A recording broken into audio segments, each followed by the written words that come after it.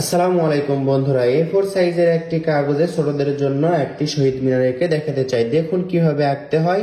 0 থেকে 10 ইঞ্চি পর্যন্ত আমরা একটা দাগ টানবো। এরপর 10-এর অর্ধেক 5 ইঞ্চিতে একটা দাগ দিব।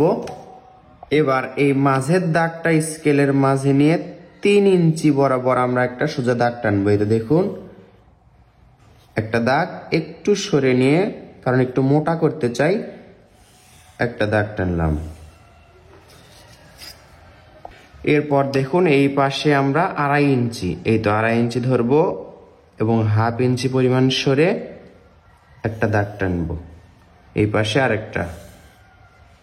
এরপর এই পাশেও 1/2 ইঞ্চি পরিমাণ সরে লম্বা দিকে দেখুন 0 থেকে এই তো 2.5 ইঞ্চি পর্যন্ত দুইটা দাগ। এরপর আবার দেখুন 1/2 ইঞ্চি পরিমাণ সরে, এখান থেকে 1/2 ইঞ্চি পরিমাণ সরে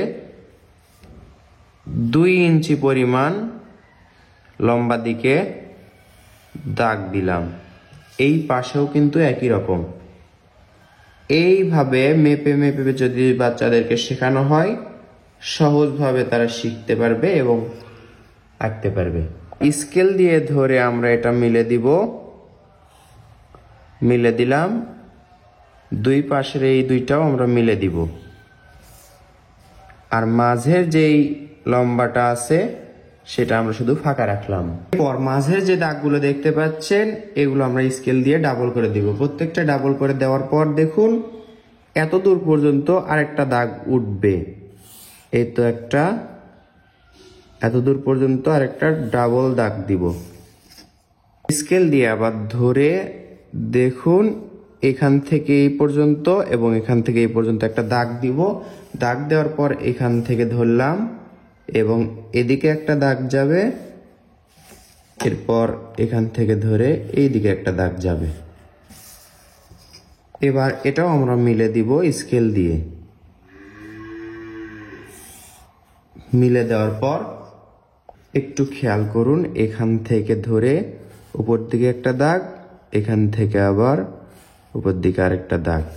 দেখুন নিচের দিকে উপর দিকে কিন্তু একটু সরু হয়ে গেল। এখান থেকে এখানে, আবার এখান থেকে ওই দিকে।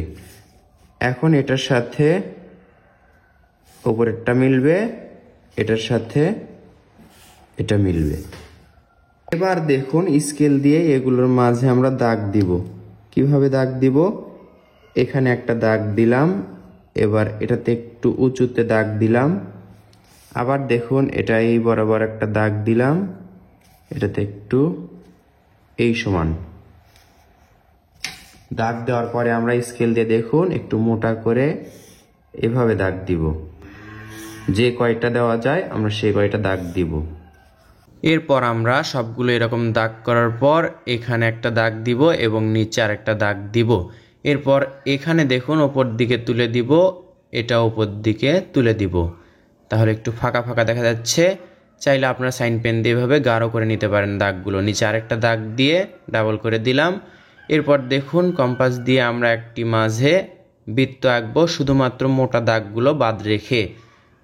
বৃত্ত আঁকার পর আমরা লাল রং করব, শুধু বারগুলো বাদ রেখে লাল রং করলাম আর দাগগুলো গাঢ় করে দিলাম। এরপর এটা যদি আরও সুন্দর করতে চান, এটুকুই ছোটদের জন্য যথেষ্ট হবে। যদি আরও সুন্দর করতে চান তাহলে দেখুন এভাবে পিছনে এই দূরের গাছপালাগুলো আঁকতে হবে।